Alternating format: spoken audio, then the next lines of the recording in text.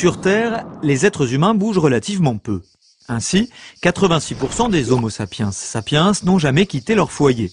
Parmi ceux qui se déplacent, moins de 1 sur 3 traverse une frontière, devenant ce que nous appelons un migrant. 66% des migrants partent d'un pays en développement pour se rendre dans un autre pays en développement. Seul 1 sur 3 se déplace du sud vers le nord. Dans leur grande majorité, ces migrants sud-nord ne viennent pas des pays les plus pauvres, mais de pays émergents et ils arrivent de façon légale.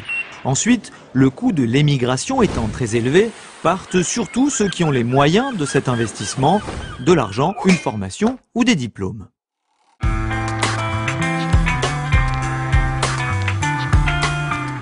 La migration, disons, subie, c'est la migration des gens qui sont poussés hors de chez eux sans l'avoir décidé.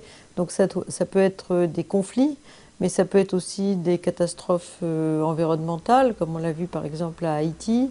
Ça peut être également des situations familiales, où la situation de la femme dans tel ou tel pays peut pousser les gens à partir. Il ne faut pas oublier que la moitié des migrants internationaux aujourd'hui sont des femmes, par exemple. Ça peut être également le sentiment qu'il n'y a aucun espoir chez soi. Ce qui fait que la migration subie, si j'ose dire, est assez proche de la migration dite choisie, c'est-à-dire de la décision de partir, parce que dans certains pays pauvres et mal gouvernés, les gens n'ont pas d'autre choix d'une certaine façon, enfin tout au moins dans leur tête, que de partir. Donc aujourd'hui, la distinction entre la migration forcée et la migration décidée par le migrant, c'est-à-dire la migration économique et la migration politique, est de plus en plus floue. Les pays européens, à l'instar de la France, se targuent d'être une terre d'accueil pour les personnes cherchant protection, celles qui fuient les persécutions et les conflits. Qu'en est-il vraiment? Eh bien, le premier pays d'accueil au monde est le Pakistan. 1 900 000 réfugiés s'y trouvaient en 2010. La même année, la France accueillait 160 000 réfugiés.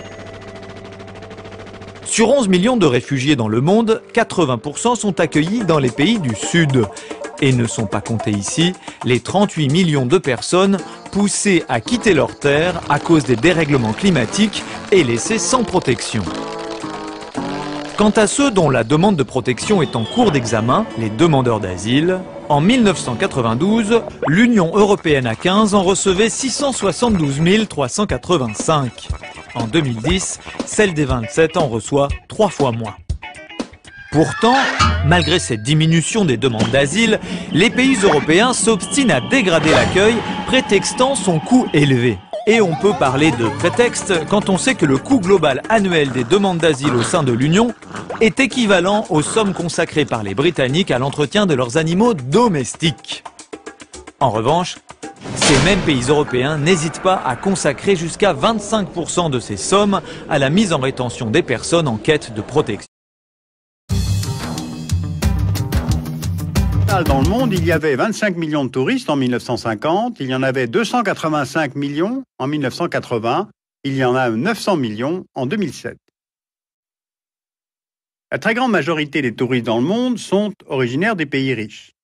Ils viennent d'Europe de l'Ouest, du Canada, des États-Unis, du Japon et de l'Australie. Plus de 70% du tourisme mondial se fait entre l'Amérique du Nord et l'Europe de l'Ouest et à l'intérieur même des pays de ces deux zones.